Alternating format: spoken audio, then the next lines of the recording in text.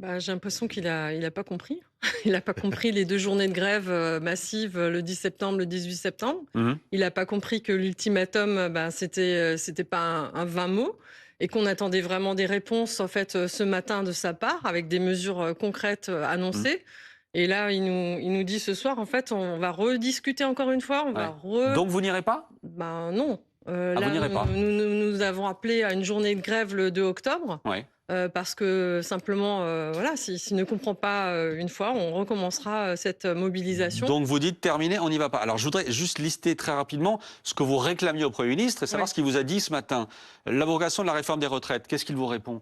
Alors il nous répond que finalement on verra, ce qui se passera au niveau des élections présidentielles sur ce sujet. L'abandon du doublement de la franchise médicale, qu'est-ce qu'il vous répond?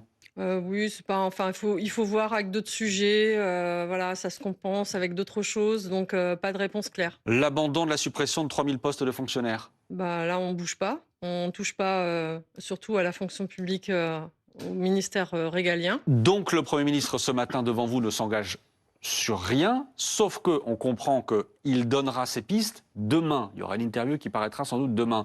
C'est peut-être normal que ce matin, il ne dévoile pas ses cartes. Ben, je pense qu'on était à 8 organisations syndicales, qui venons, Hmm. le rencontrer à sa demande, après, une journée de grève avec plus d'1 million de personnes dans la rue et il pense qu'en fait, en nous disant: «Au fait, j'ai une autre méthode et on passera plus tard pour, les sujets, de fond».